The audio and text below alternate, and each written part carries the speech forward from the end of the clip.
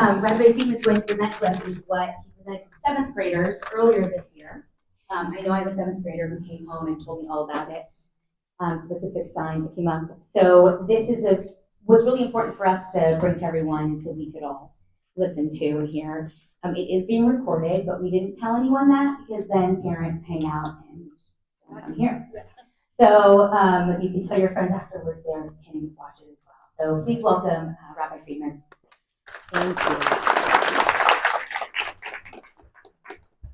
Thank you so much. It's great to be here. I think I have to use two mics, this one and this one, in order for it to be recorded and for folks to hear. Somehow your voice sounded louder than mine. I get real close. Like that. Okay. Okay. All right. I will try to do that. All right. Thanks, Maria. So it's nice to see so many familiar faces. There are many new faces here as well.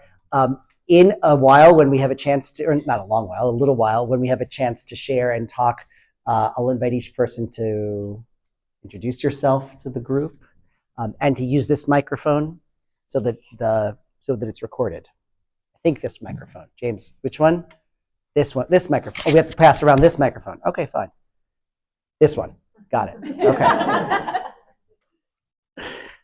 We're learning how to communicate. I first gave this presentation in November at the high school next door because following the swastika that was etched into the football locker, the Jewish Student Union, a student-run organization, organized a really fabulous assembly for the entire school. I said to Principal Canetta, who's really running this program? And she's like, the kids. And she was exactly right. And I love the trust that was placed in the kids. And I love the maturity and depth with which they created and structured and ran the program. Some of you, anybody have high schoolers who were there? Good, okay. And then following that presentation, which was a shorter presentation, I was asked to come, and then following the incidents in the middle school, I was asked to come here and present a slightly adjusted, age-appropriate version to the seventh graders who are sitting exactly where you are. Most of the presentation is the same, not because you all don't know this stuff. We are all adults. We understand, I think, much of what I'll cover. But I also want us to get in the mindset of a seventh grader. So I haven't changed the presentation much so that we can put ourselves in the mindset of a seventh grader. We can think about how we educate our seventh graders, really all of our students, but in this case, the example is seventh graders, especially because the swastikas have been recently appearing here in the middle school. So how do we educate seventh graders? How can we talk with our seventh graders at home? And again, not just our seventh graders, all of our kids. Many of you know this, I have twins in first grade at Hurlbut. How do we talk? Yes, Principal Cadis is here. How do we speak with all of our children at any age or stage? And what do we want from their public school education? When I was invited to be part of when the students, the Jewish Student Union's leaders, invited me to be part of the high school assembly, they said, Rabbi, we want you to teach about the swastika. And for a good several weeks, I was like, what am I going to say about a swastika? It's bad. What is there to say? But as I began to think about it differently, not differently, but like in a different manner, I realized that the real question is, what is a symbol? So that's the question with which I started with the high schoolers and with which I started with the middle schoolers. So what's a symbol? How do we define a symbol? This is a real question. I want real answers. How do we define a symbol?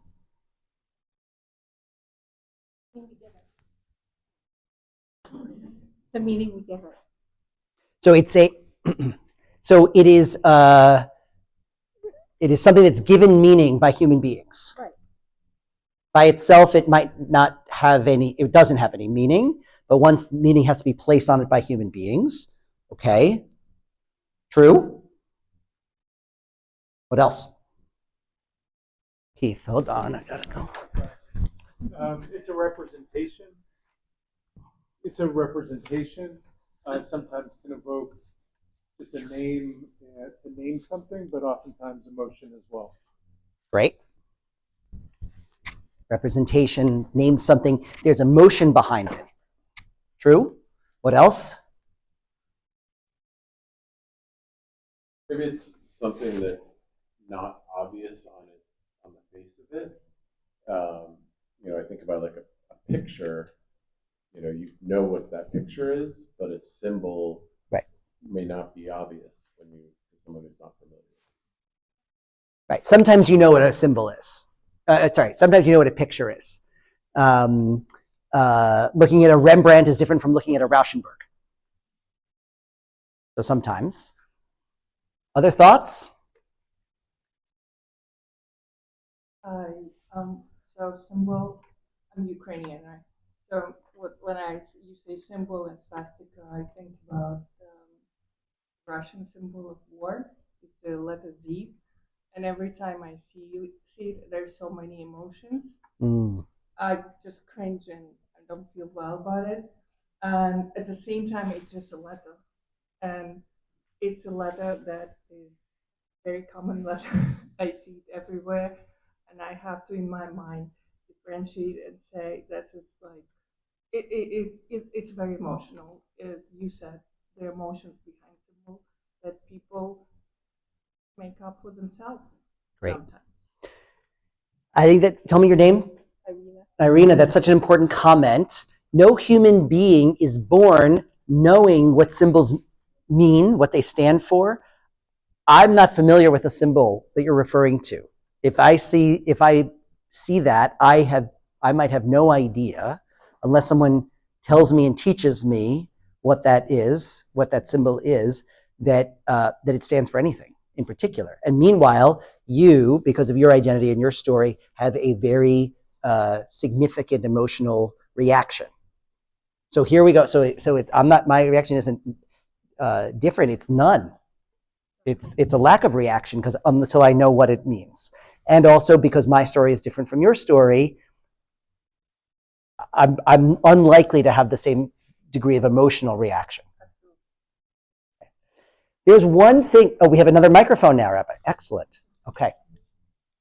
I love that this is such an adult audience. There's one thing that you're all missing. Ms. Kadis.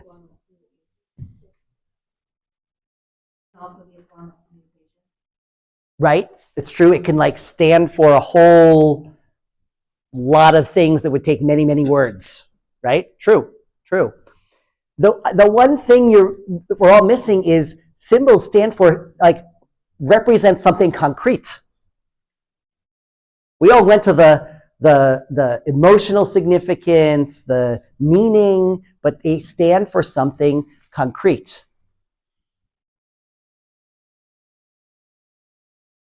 So this is how for high schoolers and middle schoolers, define it. First, a symbol stands for something concrete. And second, that they're meant to evoke feelings. Everybody here was in sort of number 2 area because we don't even realize, it's like obvious to us, or we skip over the fact that symbol stands for something concrete. So I'm going to run through a bunch of symbols, and again, this was for high schoolers and middle schoolers. I'm not going to actually do it with you guys. Well, I'll do the second part actually with you guys. What does it stand for, and what do you feel when you see it? So when I say concrete, this stands for something concrete. The United States of America, obviously, duh. But I had kids say it for sure because we need to know. Like, education starts from the concrete. What does this stand for? And then what are the feelings or emotions that this symbol evokes when you see it?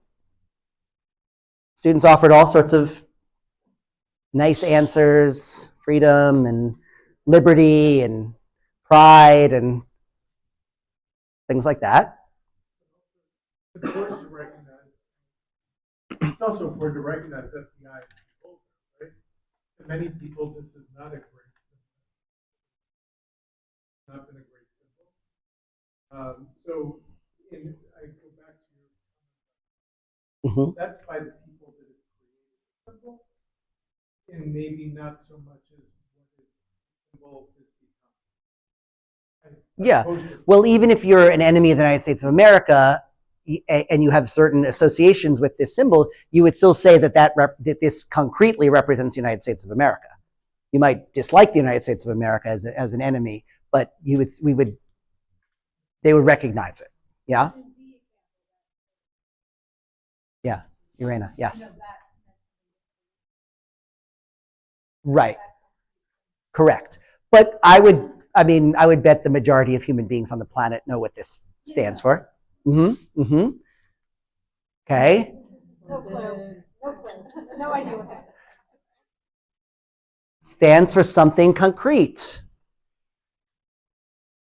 I'm a little unclear actually whether it's our town or specifically our school district, actually, but what's that?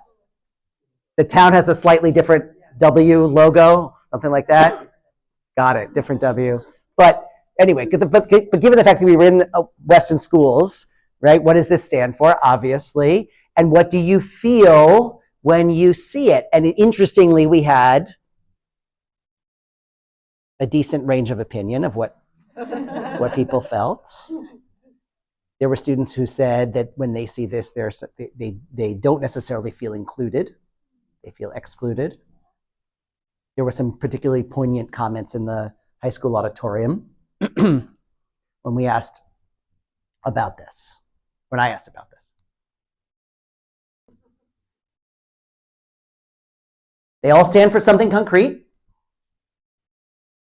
Every middle schooler knows what these stand for. And you might have all sorts of different opinions. French fries. Or, ugh, disgusting.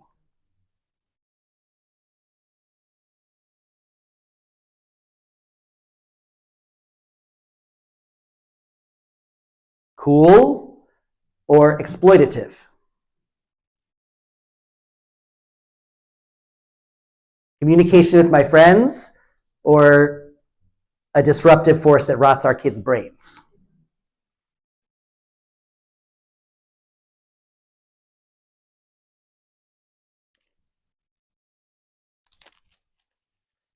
All the kids know exactly what this what is the concrete, even something as, is a, there's not an organization or an institution that this stands for, but there are it's actually hard to get concrete with this, but all the students know what this stands for. All of us know what this stands for. And also there are emotions associated with this symbol.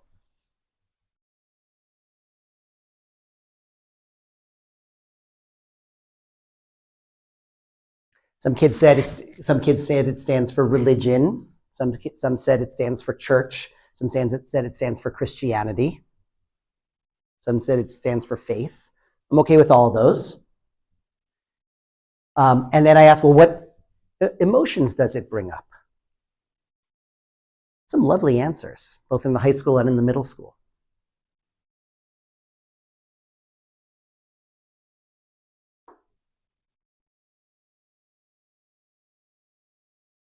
I wanted to show the cross before I showed a Jewish star.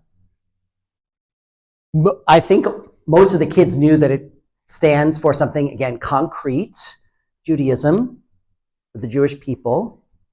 I'll take either one. Somebody said it stands for Israel. I actually think that's concretely, I think that's probably not quite accurate. Yes, there's a Jewish star as part of Israel's flag, but I think you'd need to have the flag to say it stands for Israel. That's my opinion. I think others could say differently, but we don't have to have that debate right now. But I asked Jewish students to speak about the meaning and the emotion behind it. What is it? What is the emotion that it stands for? And I asked students who don't identify as Jewish to share as well. Thoughts or questions so far?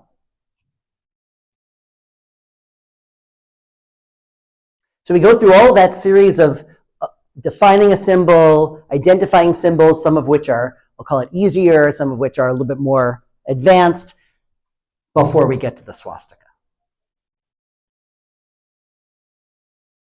So I chose to approach it educationally from, excuse me, by way of exploring the nature of symbols themselves. Because when we see this symbol, it stands for something concrete and it arouses certain emotions. So what is the concrete thing that it stands for? That's a real question. What would we say this concretely stands for? I don't think so. I think it stands for the Third Reich. I think it stands for the Nazi Party. That's the concrete thing I would say that this stands for. The concrete, thing. I would try to find a better word than thing. That is what this concretely stands for. And then on top of that, I certainly, who see this symbol, do I first think of like, oh, this stands for the Nazi Party and Third Reich in Germany? No, of course not. That's not what I first think of. What I first think of is what first comes to mind is the emotions that it generates.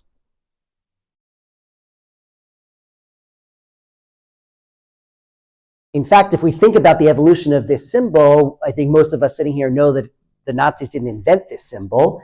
They took it and made it their own concretely, so that it would concretely stand for their regime. And only later do we imprint upon it hate, murder, discrimination, all the other things that come to mind when we see this. Anti-Semitism. That's what we put on it. It's not what the originators of the symbol, which it comes from ancient Sanskrit, I think many of us know. It's certainly not what the Nazis intended to put on it, but it is what we put on it now. Thoughts, questions so far? Yeah, Dave. Isn't it also, aren't all symbols co-opted by the like I go back to the American flag, right? Mm-hmm. And over the recent years, it seemed that like the right wing of America, co-opted the American flag to mean something that they were, right wing leaning. Even though that a lot of people resisted that, and it seems to me that this symbol, modern hate groups have co-opted to mean hate. And so, any symbol only means what it is at the present time by the people who are viewing it.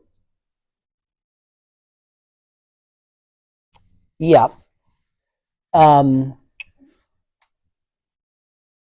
I'm just thinking through what you're saying. Yes, and do I would claim a right to say, when you use this symbol, even if you may mean something else by it, when I see it in the bathroom in my school or on my locker, here is what I think and feel.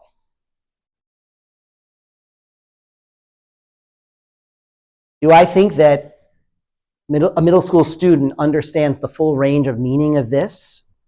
Some do, some probably don't. Somebody, an 11 or 12-year-old who picks up a Sharpie and scrawls it on a bathroom stall, I can't imagine, I can't know what's in their mind. But knowing 11 and 12-year-olds as I do, as many of you do, is the full range of meanings of the swastika in their mind when they're doing that, i.e. the murder of Jews, anti-Semitism? I'm not sure. I think they may see it as like a transgressive symbol, something that crosses a boundary, something bad. And they want to, and as we know, and as when we were 11 and 12 or 13, we don't always make good decisions and we scrawl it on there. But then when I go into the bathroom and I see it, whoa. Actually, this is not the Weston middle school or high school bathroom. I want to be very clear. I was very clear with the students. This is just a photo I pulled off the internet. It is different to see this in like theory and in practice. If you were to walk into a bathroom and see this, or this, again, not Weston, not our schools. I just pulled it off the internet. I have no idea where it actually occurred. But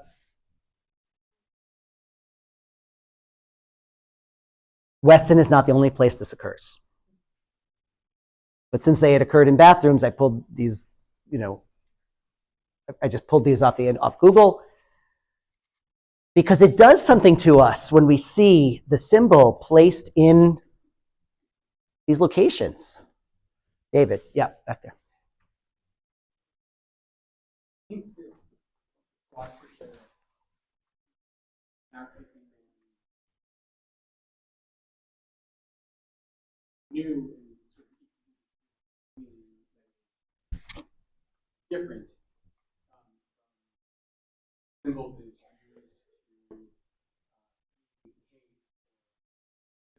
used to now showing up as,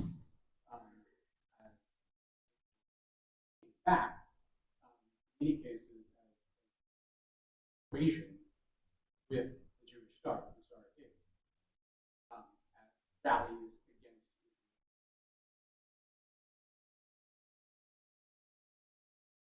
and I think that is sort of a co-option of the idea of see this symbol.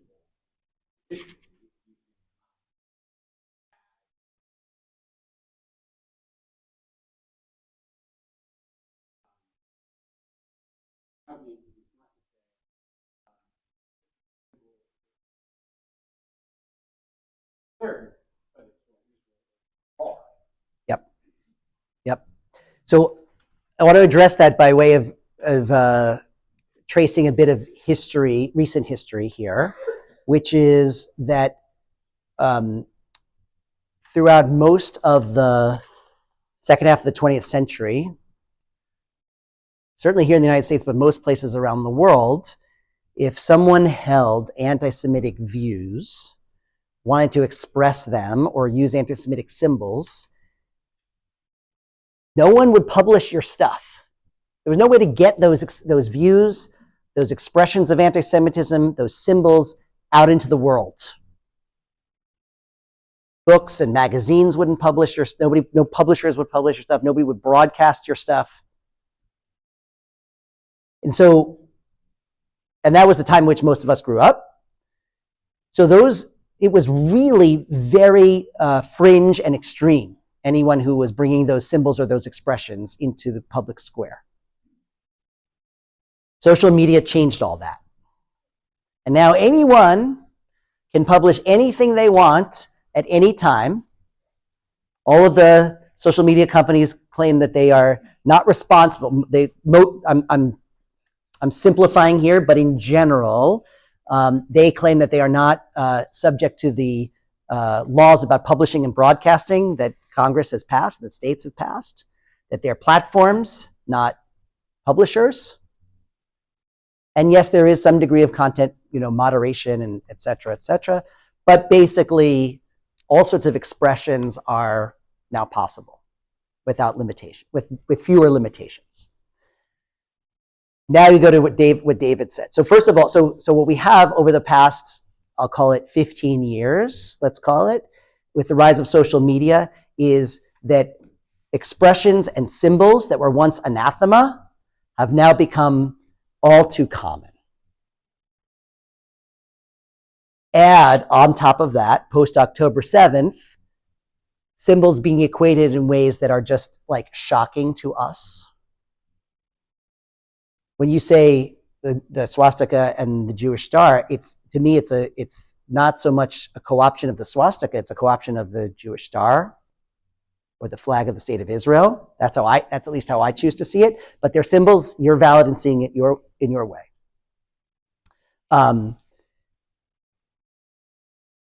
It's shocking. It's surprising. And I mean, and not that this is happening here, but what I will say about places where Nazi symbols or language is used to refer to Jews, to me is one of the ultimate acts of anti-Semitism, because it turns us, who were not the only but the paradigmatic victims of the Nazi regime, to turn us into accusing us of being Nazis is like particularly perverse.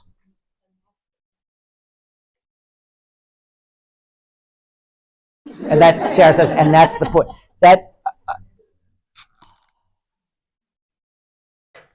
I agree that I agree it's the point. I think people who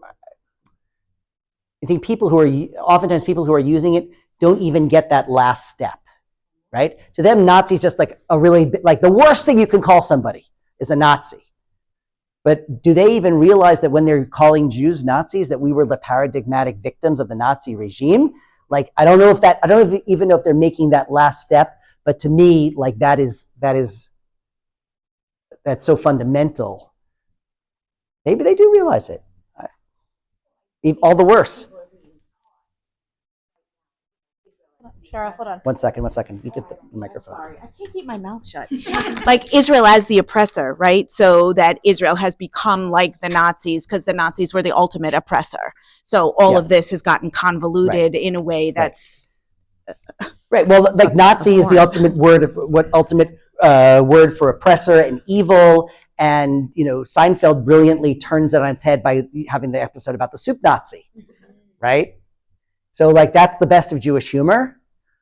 But unfortunately, in other people's hands, like the worst thing you can call someone is a Nazi. They don't like what Israel's doing or what whoever is doing, and boom, you get labeled with that term.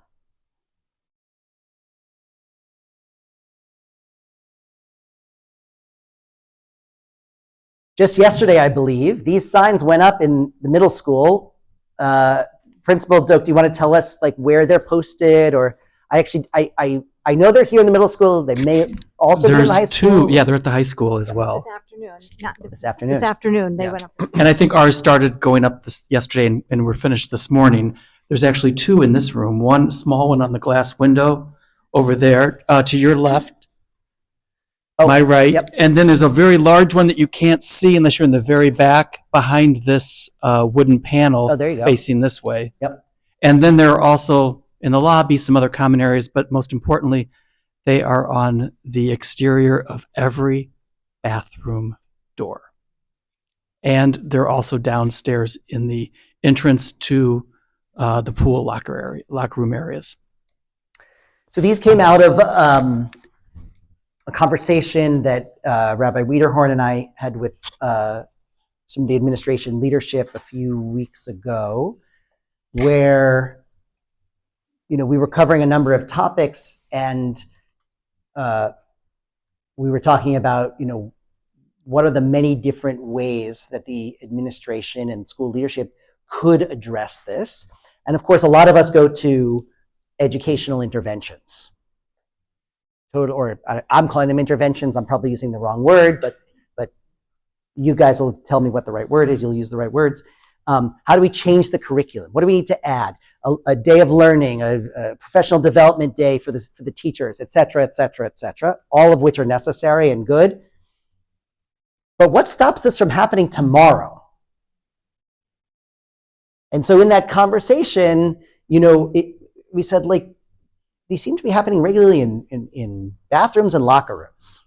What if What if there was a sign on all the bathrooms and locker rooms and perhaps other places that said something like this?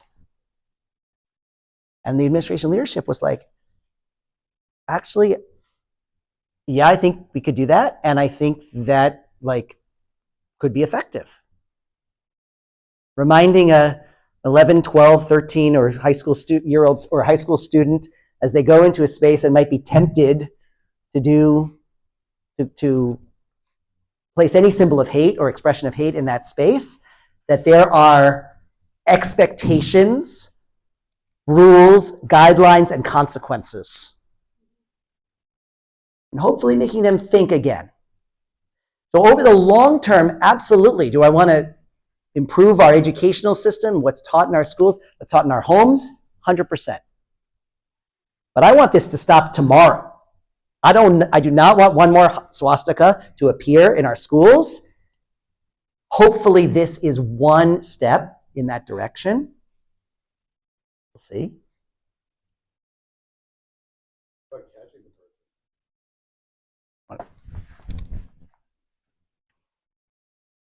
Just so people How about can. actually doing something to catch the person? You're not criminal mastermind. How hard is it to find one of at least the 4 people who put up the swastika and expel them to make an example? It's ridiculous that they haven't been caught yet. Rabbi, can we just put? Yep. Our interim superintendent, Debbie, is here. Sorry.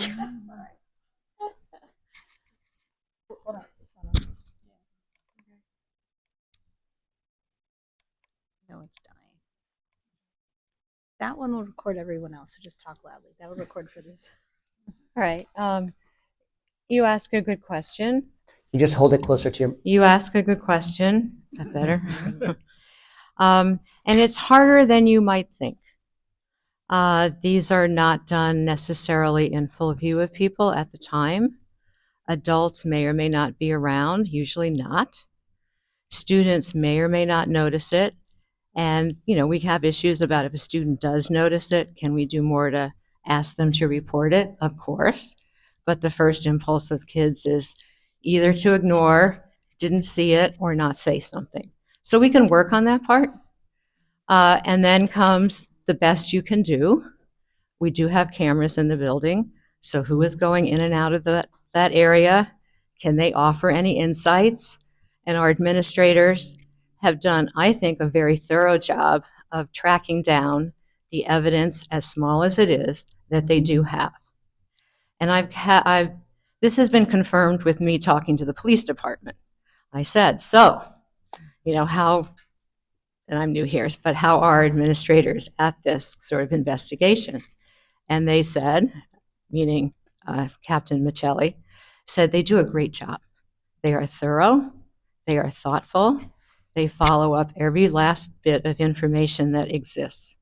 And it doesn't go as far as we would like. And the latest example is the swastika in the bathroom, locker room near the pool. That happened after school, but it was in the middle school. So both the school personnel and the police department looked at that and followed up every piece of any kind of information they had.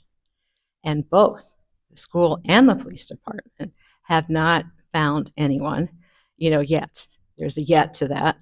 But all you can do is work with the information you have. And it's not ignored. It is tracked down. Everyone who could possibly know anything is asked. And so that's all I can say. It's not as simple as we would like it to be. They are not criminal masterminds, but they're kids, and I told that's the setting. Just maybe pass the microphone sorry. down the row. Thank you. I just want to say that it behooves us as parents. There's only so much the administration can do because there's only so much evidence that they have. And it behooves us as parents to be talking to our children about how important it is to say something if you know something. I cannot possibly believe that there are not a group of 7th or 8th graders here who knew who did it, who aren't saying anything. Same as I am sure that there are kids in the high school who know and aren't saying anything. And it behooves us as parents to teach our children the importance of saying something, and that and teach our kids to have more social consequences for the person who did it than the person who says it. And until we teach that to our children, we aren't going to see any change. It has to come from them being willing to stand up. And some of that comes from learning what it means. I will tell you that I highly doubt there is a single Jewish 11 or 12-year-old who does not know exactly what a swastika means. And it's because they are raised with that understanding. And until every other child is raised with that understanding, they won't do what we need them to do, which is say something. And until we as a community have taught our kids it is more important to say something, there's nothing the administration can do. I want to add that Debbie and I were speaking earlier this week, and part of our conversation was about exactly this. What can parents do? How can we shape parental behavior? And I think we can be curious. When an incident happens, what do we say to our kid? Do we lecture them and say, this is terrible, this is horrible, da, da, da? Or do we say, hey, did you hear about this? You know anything about it? Even though we want to have a particularly strong reaction, many of us sometimes, I wonder if having instead a curious reaction with our kids might begin to draw out something they might know. David in the back, yeah.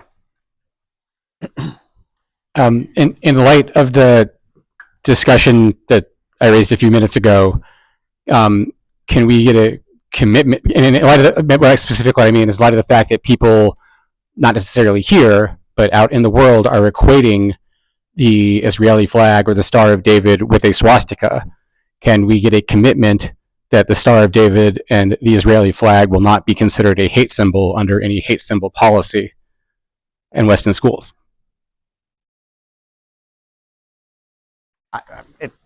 That's I mean,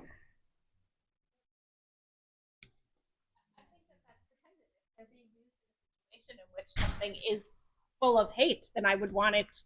I mean, it in itself shouldn't be considered a hate symbol, right? Because I think what you're saying is that the Jewish star shouldn't all of a sudden become a hate symbol.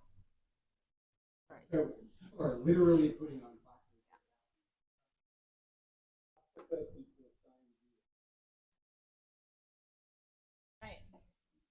right. Yeah. I'm just thinking, I mean, I understand what you're saying, David. I'm just trying to think this through.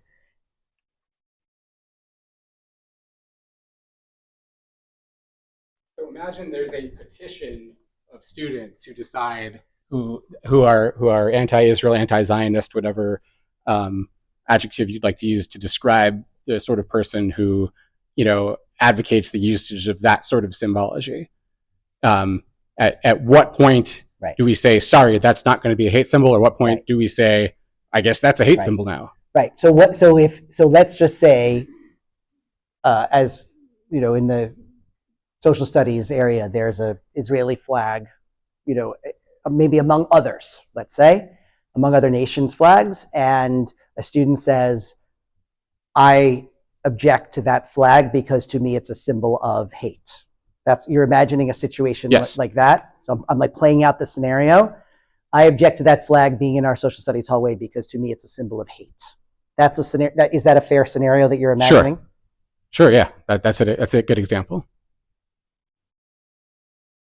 I mean, you're asking the administration. I'm facilitating. I'm like laying out the question. I'm facilitating. So I'm not the right one to answer that.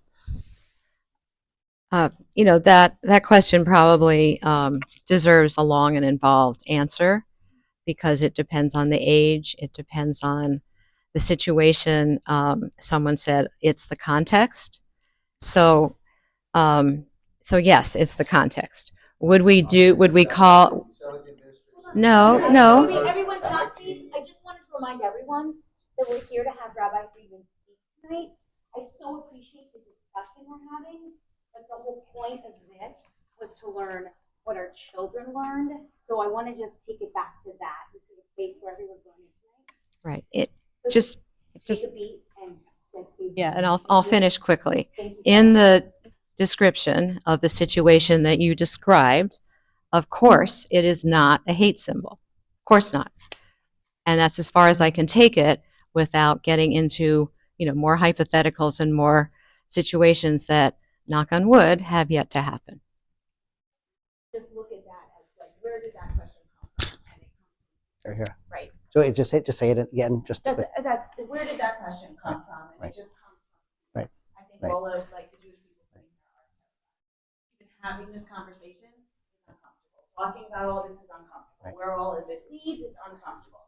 Right. So even just these ideas are just coming from a place of discomfort, of fear, and of worry. I think there's no like I said before, there's no us and them. There's scared. Right. So I think that's such such an important point, and I think if I can take it the next step, where we're seeing often these symbols misused is on college campuses, and for many of us, college campuses were a place where we felt very safe to be Jewish, felt very proud to be Jewish. College campuses for many in the Jewish community were both a sign and itself a symbol of our acceptance in America, no longer sort of a marginalized minority, but our acceptance into the mainstream. And to see college campuses over the last year and a half become places that are at the lead. Some college campuses at some times, let me be clear, because some of us have kids in college who are doing great. Some campuses at some times have been anywhere ranging from uncomfortable to unsafe for Jews, and that has been like a tremendous shock. We've often felt, I'll speak for myself, but I think many of us I've heard from others, many of us have felt like Weston is such a special community, potentially insulated from things that are going on elsewhere. But now that we have these symbols of hate, meaning the swastika, be specific, in our schools, we are scared of what else that might lead to, and what other spaces that we once thought were safe and accepting, like college campuses, where things have gone and where things might go here. So I think the connection of that question to fear, and especially the arc of what's happened in educational institutions that we once considered safe spaces is a really important one, and to understand that sort of that whole arc that we ourselves as a Jewish community are struggling to comprehend and make sense of and deal with. Keith, yeah. One is a comment and the other a question. The comment, I don't know if this one. The comment would be, unfortunately, and I'm not justifying or saying it's okay, but our world sucks, right? We have so much hate and the bar is so low. You talk about talking to our kids about accepting it.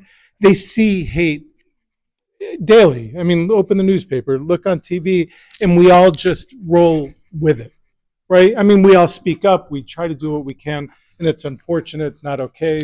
So that's the comment. The other, but it leads to the question that I was having with my son was, what's an equivalent symbol? And I struggled. Yeah. I came up with, the only thing I could come up with was a noose, a burning cross. I mean, what else is there that you can explain it, and to explain to a non-Jew, Yeah. so that they can get the understanding of how heavy this is. Right. It's a great point. When I was putting this together, I struggled too to figure out what's the equivalent for another group. I wasn't aware of the Z that Irina told us about at the very beginning. I just wasn't aware of it. Burning cross, yes, but it's not it. Yeah, or the letters KKK, yes. KKK is easier to scrawl on a bathroom wall. I don't know of a kid who's actually drawn a burning cross. So yeah, I agree. There are things that we could see that would immediately also symbolize the fear and terror that a swastika puts into my heart, into your heart, or a Z might put into your heart. But it's not so easy to like. It's not as common. Yeah, Jen. Wait, Jen. There you go. This one records, so. Okay. All the symbols you put up, they all have a concrete meaning, right? Yes. But the swastika was really, I mean, for whatever we think about the American flag and Instagram right now, the swastika is the only one you put up that really invokes the feeling. So that is the only one you put up. Sure. So kids are Sure. around all these Sure. symbols, memes, Right. everything Right. every day. And Sure. so this was the first one, like, oh, what does this mean to you? Right. And then a swastika, and that's the only one that was Yeah. invokes such hate. Right, but what I want to make clear is that a 11, 12, 13-year-old or even a high school student may say a swastika means hate, generalized, but to a Jewish person, it's not generalized, right? It is specific. Oh yeah, oh absolutely, absolutely. No, we had Jewish students say absolutely. So that was. If I skipped over that, I apologize. Yes, we had the conversation about that concretely, the swastika stands for a regime that attempted to murder every single Jew on earth. And that when we see it, we think someone wants to kill me. And when that person has drawn it in the bathroom that I use, like, it's not somebody far away, far off, who I'm never going to meet. It's not theoretical. It is like somebody right here, right next to me, right here in my community, a classmate, wants me dead. Now, I don't know if our 12 and 13-year-olds go that far in their heads, but we certainly, as adults, we do. And that's perhaps why we are reacting so strongly. Rabbi's got a microphone. Thanks. I just had a question, and I'm not sure if you said it and I missed it, but when you put up the Jewish star and you had the different groups respond, whether you identified as somebody or Jewish who wasn't, what was said from both groups? Was it positive? I think I was asking folks, so I was, I asked the Jewish students to respond, like, to the emotion that it elicited, I would say. And of course, as we would expect, they said, beautiful things about pride and tradition and family and holidays and all the good things, I don't recall if I asked, I may have, I don't recall if I asked non-Jewish students to respond. I probably did. You guys remember? I did? You did to the star, and students responded kind of in kind about both symbols. And I think what it also symbolized was how much we have in common around different symbols that represent faith and family and tradition. Thank you, Principal. I thanks for reminding me. I appreciate it. Yes. Sorry, I keep doing this, but Jen, you said before too, like, the Jewish star is also a scary thing now. Like, I didn't even put a sign in front of my house. All those flag signs with the Jewish star on it. I put the bring the hostages home, but I was too chicken to put the star in front of my house.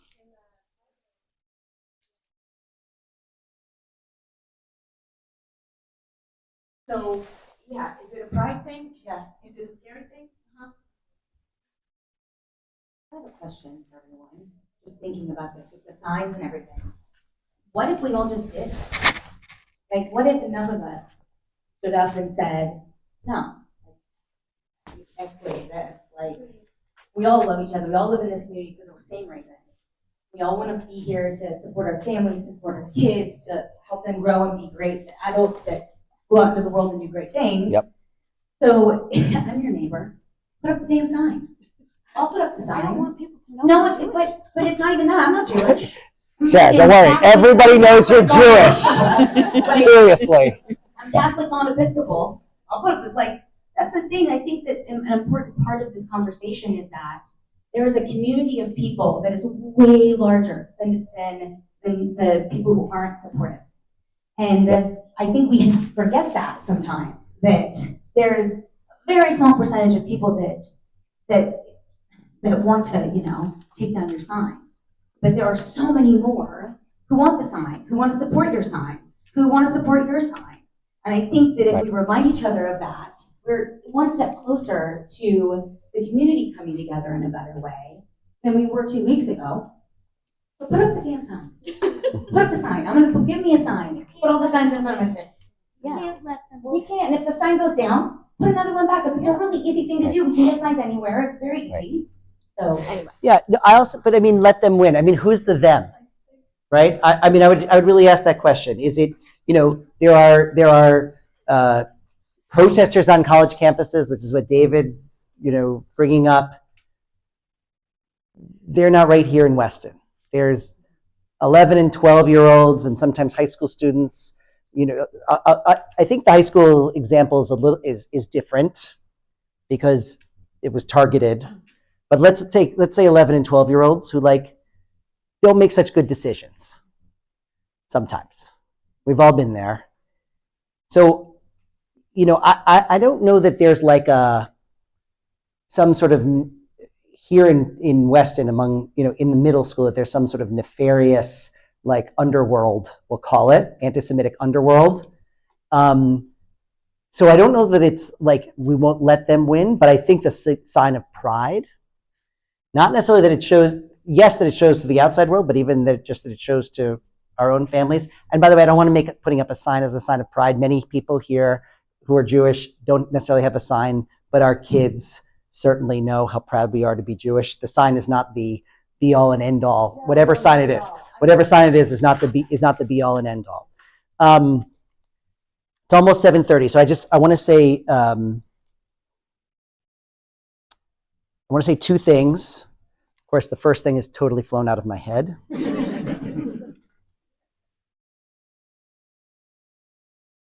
Yeah, I'll start with the second. And got it. Okay.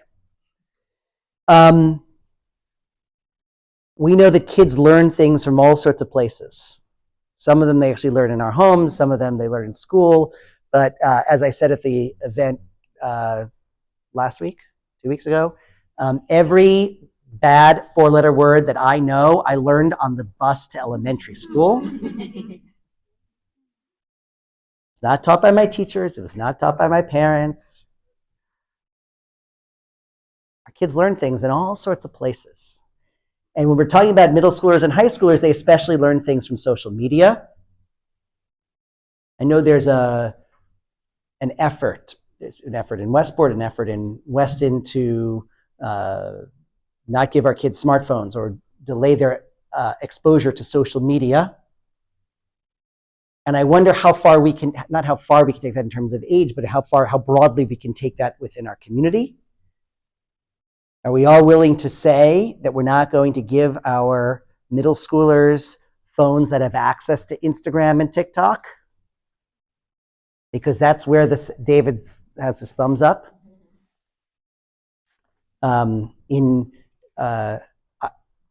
Westport, it's OK to Delay is the organization. Here, it's Wait Till 8th. I'm not 100% certain about all the differences and similarities between the organizations or groups, but the message is similar, obviously.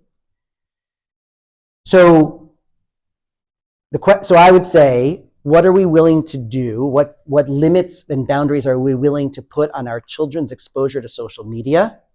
Because that's where they're learning these symbols, is my theory. Hold on. Because I feel like if we say we're just going to limit our children's exposure to seeing these things, then we're forgetting to educate them on what to do when they do see it. Because we're so consumed by let's make them not see it, that we forget that they are likely going to find a way to see it, and then we've missed a teaching opportunity of what to do when they do. So it's not enough to say, I'm just going to limit what my kids see. You still have to teach them how to deal with it when they come across it, and how to handle it, because otherwise it's just delaying inevitable conversations that you could be happening. Right. I'm not saying instead of, I'm saying and, because of course, like. But I think that what I have found a lot in our community is people saying, well, I'm just not going to let my kids do that or play that. And then we're still in this situation where it's come up at school and they haven't had the conversation of what their child should do when they come across it. It's out there. It is on video games. It is not just social media that they're being exposed in these places. And if we just say, well, we're going to limit their exposure to social media, and so then they'll be okay, we're missing the fact that they're not. So they're not going to still be okay. So let me reframe and be more specific. Limit our exposure to spaces that legitimize the use of hate symbols. Okay? So of course the school should teach Anne Frank and teach the Holocaust and this meaning of the swastika. And of course we should, and the school should give instructions of what are expectations and what you should do. Of course, all of those things. There are spaces, video games is a good point, social media, that have legitimized the use of symbols and expressions of hate. And so that's what I'm concerned about. I'm not concerned about what is the meaning of a swastika. Kids need to learn that. What to do if you see a swastika, we need to teach that. We need to have certain guidelines around that, etc. But it's all of it. It's all of it. It's all of it. So that was one thing I was going to say. The second thing I was going to say is that some of you have read the author Dara Horn, who is a great fiction writer and has become one of the leading, I'll call it, Jewish public intellectuals of our day. And she writes she writes that the solution to anti-Semitism is not necessarily more Holocaust education, because Holocaust education teaches that there were all these people who hated Jews. They killed a lot of Jews. That is not necessarily what we want people learning about Judaism, Jewish life, and the Jewish community. Better to invite friends to your Passover Seder. Better to invite people to a Shabbat dinner. Better to invite folks to your child's bar mitzvah, bat mitzvah, etc., etc., etc. Those of us in the Jewish community know about the beauty and vibrance of Jewish life. Instead of, when we speak to others outside of the Jewish community, instead of speaking about all these terrible things that happen to us, let's invite them in to see the beauty of Jewish life. So those are the last two things that I wanted to say. I'm happy to stick around for a little bit. I'm happy to also if Debbie or one of our principals wants to share anything, so totally up to you.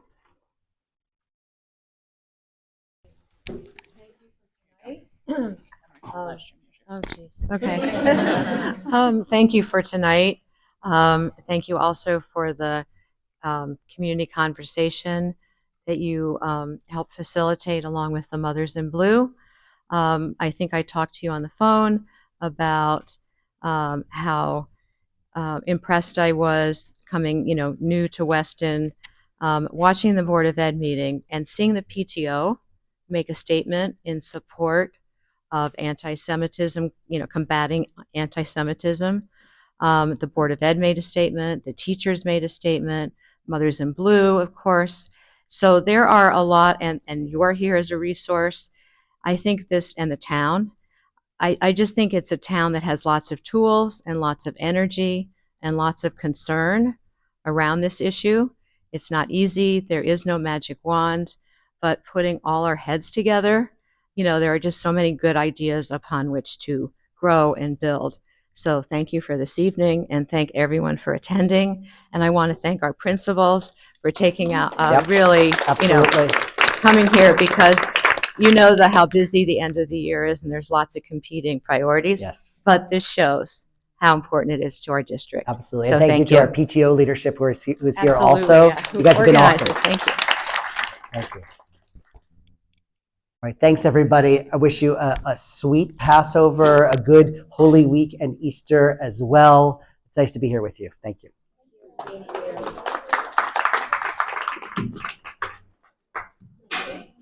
So